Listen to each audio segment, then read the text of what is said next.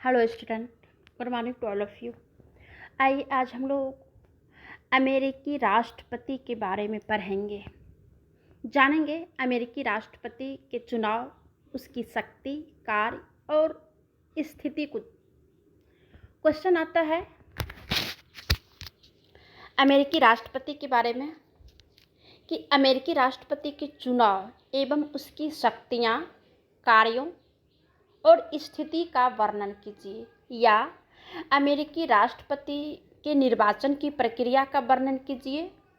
व्यवहार में यह कहाँ तक प्रत्यक्ष निर्वाचन होता है, या अमेरिकी राष्ट्रपति कैसे चुना जाता है, उसका चुनाव प्रत्यक्ष किस प्रकार से बनता है, या फिर संयुक्त राज्य अमेरिका के जो राष्ट्रपति है, ये राष्ट्रपति के अधिकारों तथा कार्यों की व्याख्या कीजिए।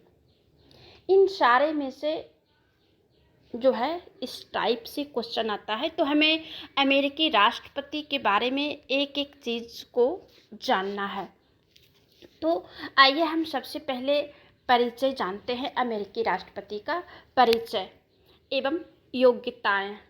इंट्रोडक्शन में हम कह सकते हैं कि संयुक्त राज्य अमेरिका में अध्यक्षात्मक प्रणाली है। जैसे भारत में संसदीय प्रणाली है और ब्रिटेन में भी संसदीय प्रणाली है, तो अमेरिका में जो है अध्यक्षात्मक शासन प्रणाली है, क्योंकि वहाँ पे जो अध्यक्ष होते हैं वो राष्ट्रपति होते हैं। अमेरिकन संविधान की धारा 2 के अनुसार सभी कार्यकारिणी शक्तियाँ जो होता है वो संयुक्त राज्य के राष्ट्रपति में ही निहित होती है।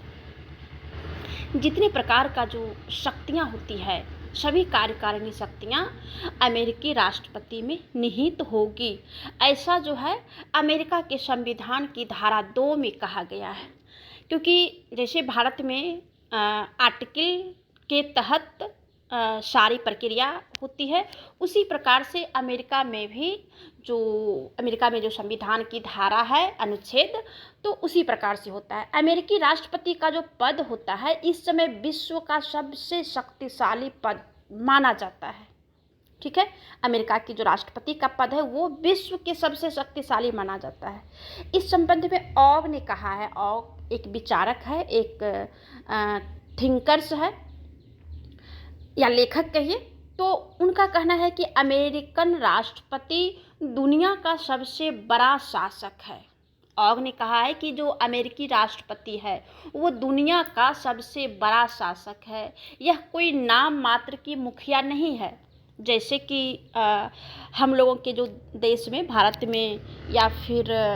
में जैसे राष्ट्रपति जो होते हैं तो वो नाम मात्र के होते हैं। वास्तविक जो होता है वो मंत्रिमंडल के जो अध्यक्ष होते हैं, प्रधानमंत्री, वही होते हैं। तो अमेरिकी का राष्ट्रपति जो है सिर्फ नाम मात्र का मुखिया नहीं होता है, बल्कि इसकी शक्तियाँ वास्तविक होती है। वास्तविक शक्ति जो है राष्ट्रपति में ही निहित होता है। इस संबंध में मुनरो ने कहा है कि यह इतनी शक्तियां का प्रयोग करता है जितनी अभी तक लोकतंत्र राज्य में किसी व्यक्ति ने प्राप्त नहीं की है। ये मुनरो का कथन है, वो इन्होंने अपने शब्दों में कहा है कि वह इतनी शक्तियां का प्रयोग करता है, कौन? राष्ट्रपति, अमेरिकी राष्ट्रपति, जितनी अभी तक लोकतंत्र राज्य में किसी व्यक्ति ने प्राप्त नहीं हासिल कर पाया है। सिडनी ने भी कहा है कि यह संघीय अधिकार शक्ति का केंद्र था, राष्ट्रीय एकता का चिन्ह है। राष्ट्रपति का जो निर्वाचन होता है 4 वर्ष के लिए किया जाता है। ठीक है, तो ये राष्ट्रपति के बारे में जो है थोड़ा सा जानकारी था। अब हम राष्ट्रपति के पद की योग्यता के बारे में जानते हैं। जैसे हमारे यहाँ भी जो है प्रधानमंत्री होते हैं या फिर राष्ट्रपति हैं, राज्यसभा के सदस्य हैं, तो उनके लिए अलग अलग योग्यता है। ठीक है, जैसे कि वर्ष के लिए, आयु के लिए अलग अलग है। उसी प्रकार से क्या क्या योग्यता होना चाहिए इसे हम आइए जानते हैं। और हमारे यहाँ जो जितने प्रकार के जो राजनीतिक पदाधिकारीगण होते हैं, जैसे प्रधानमंत्री हो गए, राष्ट्रपति हो गए, तो इन लोगों के लिए अलग अलग आर्टिकल के तहत अलग अलग जो है बताया गया है। उसी प्रकार से यहाँ जो संविधान के अनुच्छेद 2 है, अनुच्छेद 2 भाग 1 के अंतर्गत राष्ट्रपति के पद के बारे में क्या योग्यता होना चाहिए वो बताया गया है, जिसमें पहला है कि वह संयुक्त राज्य अमेरिका का जन्मजात नागरिक होना चाहिए। जैसे हमारे यहाँ भी वही सिस्टम है कि पहला है कि भारत का नागरिक हो, उसी प्रकार से वहाँ पे कहा गया है कि संयुक्त राज्य अमेरिका का जन्मजात नागरिक होना चाहिए। दूसरा है कि उसकी आयु कम से कम 35 वर्ष हो, हमारे यहाँ भी है राष्ट्रपति के लिए कम से कम 35 वर्ष। तीसरा है कि वह कम से कम 14 वर्ष तक संयुक्त राज्य अमेरिका का निवासी हो, यानी कि अगर वो कहीं के हैं लेकिन वह 14 वर्ष से अमेरिका के नागरिक बन के रह रहा है, तब जो है वो भी इस पद के योग्य है। अगला है कि उसमें वे सभी योग्यताएं होनी चाहिए जो एक मतदाता के लिए आवश्यक होती है। एक मतदाता के लिए क्या क्या योग्यता होनी चाहिए, वो सारी योग्यताएं अमेरिकी राष्ट्रपति पद के लिए होना चाहिए। इन 3 योग्यताओं के अतिरिक्त व्यवहार में अधिकतर वही उम्मीदवार निर्वाचित होते हैं जो पहले राजनीतिक व सार्वजनिक क्षेत्र में प्रसिद्ध रहे हो, बड़े तथा महत्वपूर्ण राज्य के निवासी हो, ईमानदार हो, सफल वक्ता हो, साहसी हो तथा आकर्षक व्यक्तित्व वाले व्यक्ति हो। ये जो है राष्ट्रपति पद के लिए योग्यता रहा है। आइए अब जानते हैं कि राष्ट्रपति जो हैं अमेरिकी राष्ट्रपति का चुनाव किस प्रकार से होता है। हमारे यहाँ जो राष्ट्रपति का चुनाव होता है वो तो हम लोग को जानकारी है। अब देख लेते हैं कि अमेरिका के राष्ट्रपति का चुनाव जो है किस प्रकार से होता है। राष्ट्रपति के चुनाव के वहाँ पे 2 पहलू है, पहला है सैद्धांतिक पहलू और दूसरा है व्यवहारिक पहलू। अब हम दोनों पहलू को अलग अलग रूप में जानेंगे। पहले हम सैद्धांतिक पहलू को जानते हैं कि राष्ट्रपति के चुनाव प्रक्रिया धारा 2 भाग 1 उपभाग 2 तथा 3 में दी गई है सैद्धांतिक पहलू। जैसे कि हमारे यहाँ जो आर्टिकल है, जैसे आर्टिकल 5 है, ठीक है, और 5 में उपभाग 5 2 ब्रैकेट में 2 रहता है, कभी कभी 2 के बाद भी ABCD करके रहता है या क ख ग घ करके रहता है, यानी कि मूल अनुच्छेद वही है। और उपभाग जो है, उपभाग जब बनता है जब उस जैसे यहाँ पे धारा 2 है तो धारा 2 में जब संशोधन होता है, संशोधन करके जब कुछ नई बात निकल के आता है तब उस नई बात को उपभाग में रखा जाता है। उपभाग जैसे 1 2 3 करके रखते हैं। और अगर उस उपभाग में भी अगर कभी संशोधन हुआ है, अगर उस उपभाग को भी संशोधित किए हैं और उसमें से अगर नई बात निकल के आई, तब जो है उसमें भी क ख ग घ करके जो है हम उसका नाम देते हैं।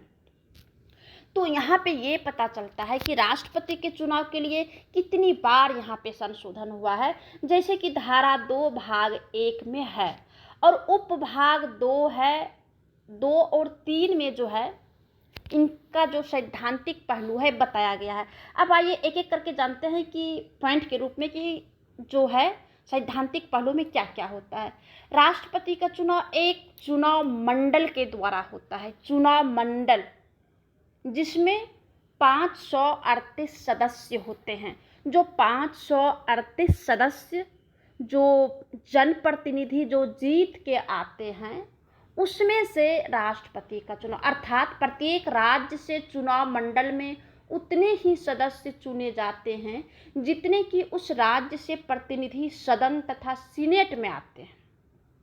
ठीक है, वहाँ पे भी जैसे यहाँ पे 2 सदन है, राज्यसभा और लोकसभा, और राज्यसभा लोकसभा को मिलाकर कितना संख्या है, उस संख्या में से एक नेता को हमें चुनना है। उसी प्रकार से वहाँ भी 2 सदन है, एक है राज्य से प्रतिनिधि जो चुन के आते हैं और दूसरा सीनेट है। जैसे यहाँ पे राज्यसभा है तो उसी प्रकार से वहाँ पे सीनेट है, राज्यसभा की जगह सीनेट है। तो ये दोनों जो है 538 है, ये दोनों में से जो है इनका चुनाव होता है, ये सैद्धांतिक है। दूसरा जो है चुनाव मंडल के सदस्यों का चुनाव प्रत्यक्ष रूप से जनता द्वारा होता है। जो चुनाव मंडल का जो सदस्य होते हैं वो प्रत्यक्ष रूप से चुना जाता है, वो जनता चुनती है। निर्वाचन मंडल के लिए चुनाव नवंबर महीने के प्रथम सोमवार के बाद आने वाले मंगलवार को होता है। वहाँ पे जो है दिन फिक्स है, ठीक है, और डेट फिक्स है, सारे कुछ वहाँ पे फिक्स है कि चुनाव मंडल के सदस्यों का जो चुनाव होता है वो नवंबर महीने के प्रथम सोमवार के बाद जो आने वाले मंगलवार होता है। इस चुनाव में स्पष्ट हो जाता है कि भावी राष्ट्रपति कौन होगा, यानी कि जो जीतने वाले या जो आने वाले राष्ट्रपति होंगे वो कौन हो सकते हैं। तीसरा है कि प्रत्येक राज्य के प्रतिनिधियों के जिस ढंग से निर्वाचित किया जाएगा इसका निर्णय उस राज्य का विधान मंडल करता है। जो प्रत्येक राज्य के प्रतिनिधियों को जिस ढंग से निर्वाचित किया जाएगा इसका निर्णय जो है उस राज्य का विधान मंडल करता है, जो जनप्रतिनिधि होते हैं, जो जीत के आते हैं, जिसे जनता चुनती है। दिसंबर मास में निर्वाचक मंडल के सदस्य अपने अपने राज्य की राजधानियों में इकट्ठे होकर मत डालते हैं और मत पेटियों को मतों की गणना के लिए सीनेट के अध्यक्ष के पास भेजा जाता है। यहाँ पे पांचवा जो पॉइंट है, सीनेट का अध्यक्ष मतों को कांग्रेस के दोनों सदनों की उपस्थिति में जो है गिनता है, ठीक है। जो सीनेट के अध्यक्ष होते हैं उनके जो मतों का जो गणना होता है वो सीनेट के अध्यक्ष मतों को कांग्रेस के दोनों सदन, जैसे यहाँ पे सांसद है उसी प्रकार से वहाँ पे कांग्रेस है, जैसे यहाँ पे पार्लियामेंट कहते हैं दोनों सदन पार्लियामेंट हाउस, उसी प्रकार से वहाँ पे कांग्रेस हाउस है, वहाँ पे कांग्रेस कहा जाता है। जैसे पार्लियामेंट के दो सदन है, लोकसभा और राज्यसभा, उसी प्रकार से कांग्रेस के जो दोनों सदन है, जनप्रतिनिधि, राज्य के प्रतिनिधि के सदस्य और फिर सीनेट के सदस्य, तो उनके सामने जो है ये मत की गणना करते हैं। अगला जो पॉइंट है कि जिस उम्मीदवार को बहुमत प्राप्त हो जाता है वह विजयी घोषित कर दिया जाता है। सातवां पॉइंट है कि यदि किसी भी उम्मीदवार को बहुमत प्राप्त ना हो, यदि किसी उम्मीदवार को अगर बहुमत प्राप्त नहीं होता है तो राष्ट्रपति का चुनाव प्रतिनिधि सदन द्वारा उन 3 उम्मीदवारों में से होता है जिसको सबसे ज़्यादा मत प्राप्त हुए हो। प्रतिनिधि सदन में एक राज्य एक मत का सिद्धांत लागू होता है। अगला जो पॉइंट है, प्रत्येक राज्य को एक मत डालने का अधिकार होता है। प्रत्येक राज्य को एक मत डालने का अधिकार होता है और जिस उम्मीदवार को बहुमत प्राप्त हो जाता है उसे राष्ट्रपति घोषित कर दिया जाता है। अगला जो पॉइंट है कि 20वें संशोधन 1933 के अनुसार, यानी कि वहाँ पर 1933 में संशोधन हुआ है जिसे कि 20वें संशोधन कहा गया है। नवनिर्वाचित राष्ट्रपति 20 जनवरी को दोपहर के बाद वो पद ग्रहण करते हैं। ये भी डेट फिक्स है कि 20 जनवरी को दोपहर के बाद, यानी कि सेकेंड आवर में जो है वो पद को संभालते हैं। तो इसे जो है एक बार अगर आप पढ़ेंगे या सुनेंगे तो उतना समझ में नहीं आएगा। जो राष्ट्रपति का चुनाव है, चुनाव की जो प्रक्रिया है, ये जो पॉइंट्स में है, इसे बार बार पढ़ना पड़ेगा। एक एक लाइन को, एक एक पॉइंट्स को 2 बार 3 बार जब पढ़ेंगे तब जो है समझ में आएगा, ठीक है। आगे है, एक तो सैद्धांतिक पहलू था राष्ट्रपति चुनाव प्रक्रिया का, दूसरा है व्यवहारिक पहलू। अब आइए हम जान लेते हैं कि व्यवहारिक पहलू में क्या क्या है। राष्ट्रपति चुनाव के व्यवहारिक पहलू में और भी कई चरण है, जिसमें कि पहला है उम्मीदवार का चुनाव। उम्मीदवार का पहले चुनाव है, तो चुनाव प्रक्रिया में सबसे पहले दोनों मुख्य दलों के द्वारा, क्योंकि वहाँ पे 2 ही दल है, जैसे अपने यहाँ बहुदलीय प्रणाली है, वहाँ पे द्विदलीय प्रणाली है। तो दोनों मुख्य दलों के द्वारा राष्ट्रपति पद के लिए उम्मीदवारों का नामजद करने के लिए राष्ट्रीय सम्मेलन बुलाया जाता है, जो प्रायः जुलाई या अगस्त के महीने में किसी महानगर में होता है, वहाँ पे सम्मेलन होता है। इस राष्ट्रीय सम्मेलन में 1500 से 3000 तक प्रतिनिधि भाग लेते हैं। इसमें बहुमत के आधार पर उम्मीदवार का चयन किया जाता है। इसी सम्मेलन में उपराष्ट्रपति के लिए भी नामजदगी की जाती है। जैसे हम अभी कुछ दिन पहले जो है अमेरिका में जो राष्ट्रपति चुनाव हुआ है, जिसमें कि राष्ट्रपति जो बाइडेन है और उपराष्ट्रपति जो कमला हैरिस है, इन दोनों का जो हम जैसे कि नामकरण हुआ था, तो हमने क्या देखा कि वहाँ पे राष्ट्रीय सम्मेलन बुलाया गया और राष्ट्रीय सम्मेलन में दोनों का नाम जो है चयन किया गया था। ये हम लोग ने अभी देखा, हाल ही में देखा। दूसरा जो है कि चुनाव का अभियान क्या होता है। उम्मीदवारों को नामजद करने के बाद चुनाव अभियान शुरू किया जाता है। चुनाव प्रचार में जैसे कि रेडियो हो गया, टेलीविज़न हो गया, समाचार पत्र हो गया इत्यादि का प्रयोग किया जाता है, जैसे हम लोगों के यहाँ भी किया जाता है। और मतदाताओं से सीधा संपर्क स्थापित किया जाता है। रेडियो, टीवी, अन्य इलेक्ट्रॉनिक मीडिया के माध्यम से उम्मीदवार अपने व्यक्तित्व तथा जो वाक शक्ति है, जो बोलने की शक्ति है, उस शक्ति से मतदाताओं को प्रभावित करता है। ये रहा व्यवहारिक पहलू। अब आइए हम जानते हैं कि निर्वाचन मंडल का चुनाव, जो निर्वाचक मंडल है उनका चुनाव, तो जिसमें पहला है कि राष्ट्रपति का चुनाव लीप के साल में होता है। लीप ईयर जो होता है, क्योंकि हर एक 4 साल में ही अमेरिकी राष्ट्रपति का चुनाव होता है, तो वो हर एक साल लीप ईयर, जैसे हम लोग के यहाँ 20, 24, 28 इस टाइप से होता है। जैसे 84 हो गया, 88 हो गया, 92 हो गया, 96 हो गया, 2000, 2004, 2008, 2012, 2016, 2020, ठीक है। तो इसी प्रकार से होता है। लीप के वर्ष में नवंबर महीने के प्रथम मंगलवार को, क्योंकि हमने ऊपर में पढ़ा था कि जो चुनाव होता है तो वो महीने के प्रथम सोमवार के अगले मंगलवार को होता है। तो जो लीप वर्ष के नवंबर महीने के प्रथम मंगलवार को, या वह दिन जो सरकार निश्चित करे, ये जो है सरकार भी निश्चित कर सकता है, उस दिन चुनाव मंडल के सदस्यों का निर्वाचन होता है। आगे जो है कि वर्ष की आयु का प्रत्येक नागरिक मतदान का अधिकार रखता है और चुनाव मंडल के सदस्यों का चुनाव लिस्ट सिस्टम द्वारा होता है।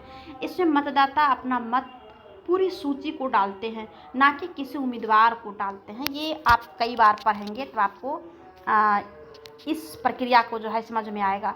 आगे है कि निर्वाचन मंडल और राष्ट्रपति का चुनाव। एक तो निर्वाचन मंडल है, उसमें से राष्ट्रपति का चुनाव कैसे होता है। यह चुनाव निर्वाचन मंडल द्वारा दिसंबर महीने के दूसरे बुधवार को अपने अपने राज्य की राजधानियों में इकट्ठे होकर किया जाता है। प्रत्येक राज्य का मतदान परिणाम सीनेट के अध्यक्ष के पास भेजा जाता है, जैसा कि हमने ऊपर पढ़ा है, और वह कांग्रेस के सदस्यों के सामने 6 जनवरी को मतगणना करते हैं। 12वें संशोधन में के अनुसार यदि किसी भी उम्मीदवार को स्पष्ट बहुमत प्राप्त नहीं होता है तो सबसे अधिक मत प्राप्त करने वाले 3 उम्मीदवार में से एक का चुनाव कर लिया जाता है। प्रतिनिधि सदन में एक राज्य एक मत का सिद्धांत लागू होता है, या फिर इसे अन्य शब्दों में कहें समझने के लिए कि जिस प्रत्याशी को आधे से अधिक राज्यों का समर्थन प्राप्त होता है उसे जो है राष्ट्रपति निर्वाचित कर दिया जाता है। जैसा कि 20वें संशोधन 1933 में नवनिर्वाचित राष्ट्रपति अपने पद का कार्यभार 20 जनवरी को ग्रहण करते हैं। ठीक है।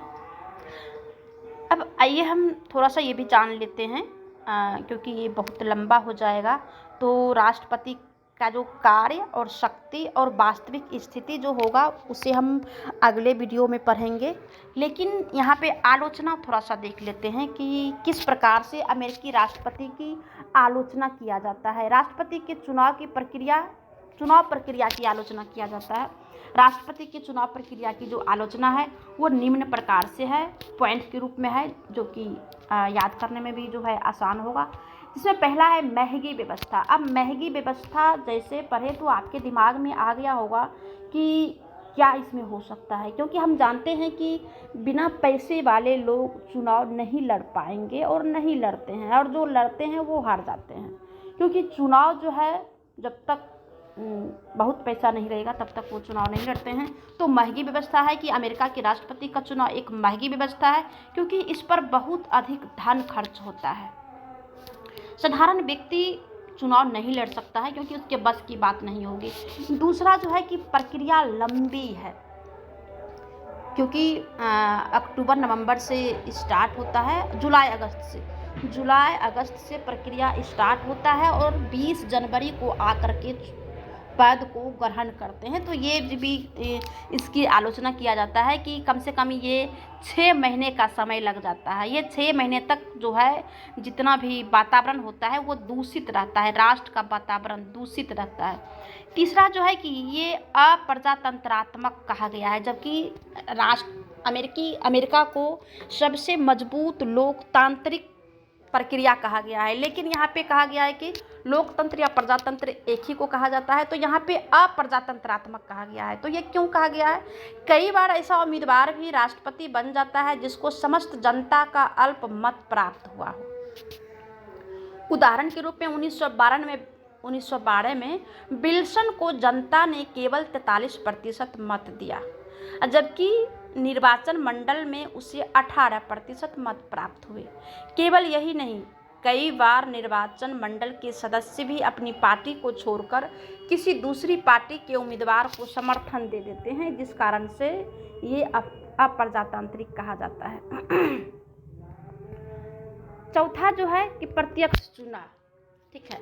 यद्यपि संविधान निर्माताओं ने अप्रत्यक्ष चुनाव की घोषणा किया है, प्रणाली का समर्थन किया है, लेकिन राजनीतिक दलों के विकास के कारण चुनाव प्रत्यक्ष बन चुका है।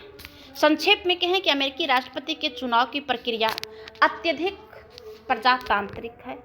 राजनीतिक दलों के विकास के कारण राष्ट्रपति का निर्वाचन व्यवहारतः प्रत्यक्ष हो चुका है। वर्तमान में 20 जनवरी 2009 को बराक हुसैन ओबामा ने अमेरिका के राष्ट्रपति के रूप में कार्यभार ग्रहण किया है। ये पहले का है। वर्तमान में 2021 में जो बाइडेन राष्ट्रपति के रूप में और कमला हैरिस उपराष्ट्रपति के रूप में पद को ग्रहण किए हैं। इतना ही, और इसके कार्य शक्ति और वास्तविक शक्ति को जो है हम लोग अगले वीडियो में पढ़ेंगे।